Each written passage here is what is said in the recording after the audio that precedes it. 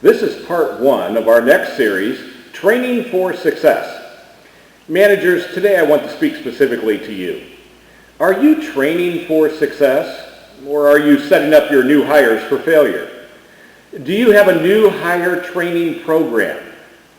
I recently took the last 90 days to personally ask over 100 dealerships specifically what their new hire training program is.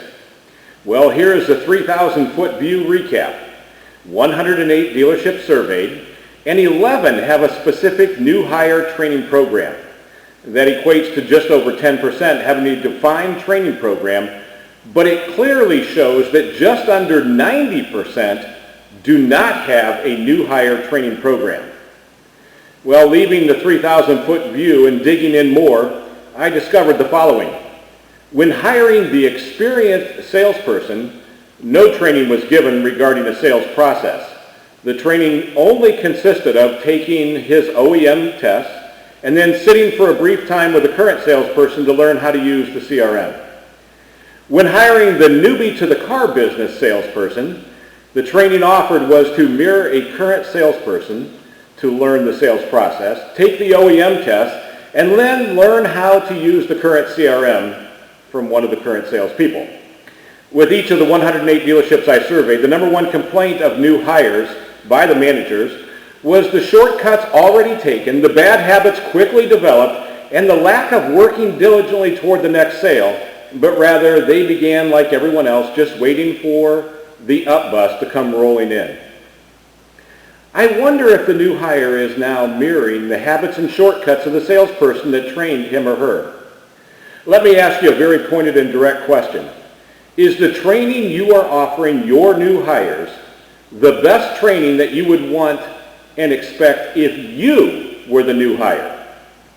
Is your training for new hires inclusive of continued training for success as you would expect, or is it just a short, brief training program, if at all, and then merely hope for the best? Would you rate your training program, if you were the new hire, a comprehensive program designed to help you become successful, or an almost non-existent program pointed toward failure? Salespeople are often thought of as lazy, not good on the phone, and doing very little to build their own business within a business. And too often, they're accused of just waiting for the up bus. My question to you is this: does your training program foster these habits and attitudes because you basically have no training program? Or do you train and teach the tools and attitudes necessary to be successful in the auto industry? Too often we fool ourselves by saying that we advertise for self-starters and good work attitudes and the ability to work with people, but then we don't teach them the keys to success to maximize the very qualities that we are looking for.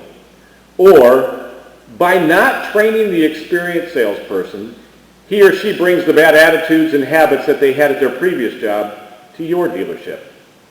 Here is a very revealing recap. Of the 11 dealerships surveyed that have a specific, detailed training program for all new hires, they have the lowest turnover, the highest year-over-year sales increase, and have the highest CSIs of the 108 dealerships surveyed.